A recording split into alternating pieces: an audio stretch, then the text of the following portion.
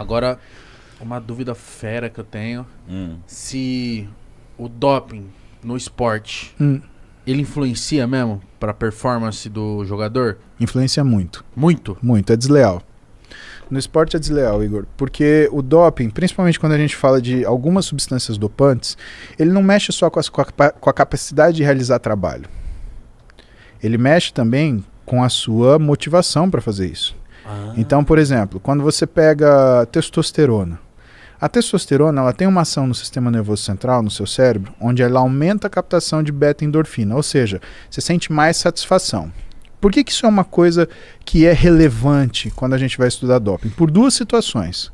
Primeiro, quando o cara se sente bem, ele vai se sentir muito melhor. Então, num jogo, por exemplo, que o cara está ganhando, ele vai desproporcionalmente estar motivado a jogar. Então, não é aquele cara que, tô ganhando, me acomodo. Eu tô ganhando, eu vou ganhar mais.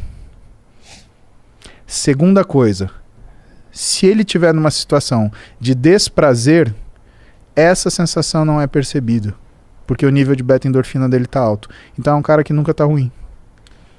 Então não seria bom todo mundo tomar? Teoricamente... eu perguntei ele. Não, a tua pergunta é extremamente legítima. Lógico que é. Né? Você tem que se perguntar essas coisas. Se existe uma coisa que me faz performar melhor, por que eu não vou usá-la? Porque a gente não conhece as doses seguras para uso de testosterona. Esse é o problema. E porque a testosterona ela tem ações diferentes para pessoas diferentes. Então não é, por exemplo, eu dou 10 mg de testosterona e eu tenho essa ação. Pode ser que eu dê 10 mg de testosterona para uma outra pessoa e ela tem uma ação completamente reversa. A testosterona ela também ativa uma área do nosso cérebro que é a amígdala. A amígdala cuida da nossa irritabilidade, da nossa compulsividade, da nossa agressividade. É o filtro do corpo, né? Minha mãe fala que a amígdala, assim, tipo... não é bem essa amígdala assim, daqui, é a amígdala que fica aqui, no centro do nosso cérebro. Não, mas o nome é o mesmo, relaxa, porque, assim, primeiro você sabe que existe amígdala, porra, isso daí é difícil. E aí, ó. Né? A amígdala que você falou fica num outro lugar que chama anel de Waldeyer. A amígdala que eu tô te falando fica num lugar que é debaixo do hipocampo, exatamente, ela tá mais ou menos aqui no cérebro, perto do hipotálamo. Entendeu? Essa amígdala, quando você usa um esteroide, ela hipertrofia. Então ela aumenta a irritabilidade, aumenta a agressividade e aumenta a compulsividade. O que quer dizer? Quer dizer que se para duas pessoas diferentes eu der a mesma quantidade de testosterona, se essa pessoa ela tem uma fragilidade da amígdala um pouco maior, o que pode acontecer com ela? Em vez dela se sentir bem, ela pode ficar irritada, estressada. Sabe aquela pessoa que vai de 0 a 100 em 1 segundo? Tá tudo bem. Olha só, acho que sujou seu sapato. Como assim? O cara já vira um lobisomem. Cara, péssimo viver assim. Você vai viver pedindo desculpa. E outra, quando você aumenta a função da amígdala, você automaticamente diminui a função de uma outra área no seu cérebro que chama núcleo ventromedial do córtex pré-frontal. Claro. Meu Deus, você mandou um rap aí, velho. Praticamente, né? Caralho. Como é que é de novo? Núcleo ventromedial do córtex pré-frontal. Quase uma sabotagem. Caralho. Difícil. Mandar um moonhack agora. Por isso que, na fase que eu tava rato de academia, tinha uns marombeiros que eles estavam fazendo uns ciclos. E tem uma, né? Não vou falar o nome, que falam que, mano, toma essa, a galera fica bem agressiva, fica bem estranho, fica bem... eu falo pra você, o pessoal tem que saber, é trembolona, não é? Isso, é. Então, a trembolona, ela é a droga mais androgênica que tem, é a que dá mais esse efeito. E assim, cara, tem... caso de paciente que no 80% do meu consultório é complicação. Né? O meu consultório virou um consultório de complicação.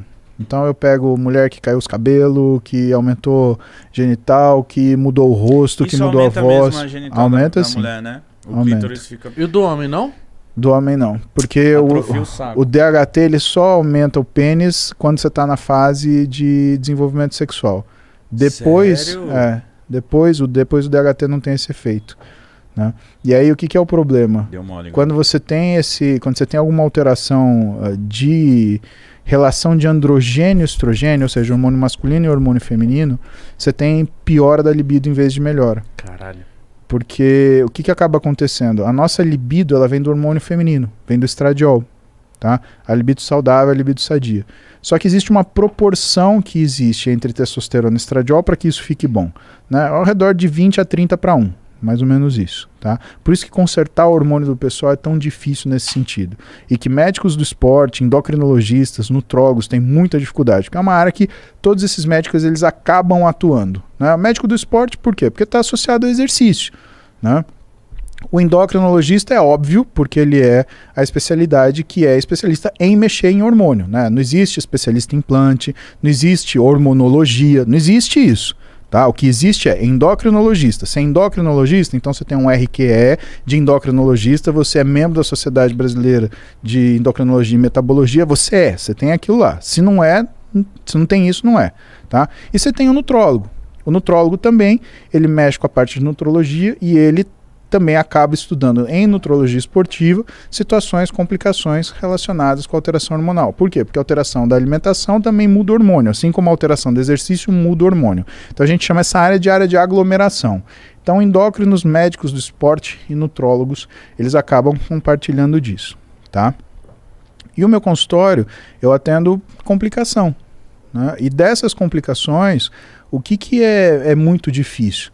Né? Os caras eles têm a noção de que quanto mais melhor, aparece com uma testosterona de 3.000, 5.000. Eu atendi um paciente que tinha uma testosterona de 24.000. Nossa! Sabe? E você olhava o físico do cara... Qual é o normal? O normal é alguma coisa... O normal, bom, que você se sente bem, alguma coisa entre 600 e 800. Isso é um jovem, bem, o cara tava com 24.000. Que isso? E não tava com físico bom, tava com físico, né, bem deteriorado, porque o excesso do hormônio, ele causa efeito ruim. Ele piora o físico também. E ele achou que ele tava mandando bem. Não, ele tava sendo mal orientado por um cara que é metido a ser coach de atleta profissional. Cara, ó... Isso rola muito, né? Sabe? Rola muito. Eu lembro que eu fui quando eu pensei em fazer um ciclo, alguma coisa pra me ajudar, a minha testosterona tava baixa, a primeira coisa que eu fui procurar era um médico. Mas o que mais acontece é a galera na academia, não, toma isso, não, toma isso aqui, toma isso. Tipo, eu ficava tipo, mano, você é louco. Não, caralho, calma aí, tem que ir no médico, tem que ver, fazer as paradas certinho. Mas conhecidos meus, o cara falava, não, toma isso aí. E o cara falava, demorou, comprava e tomava e foda-se.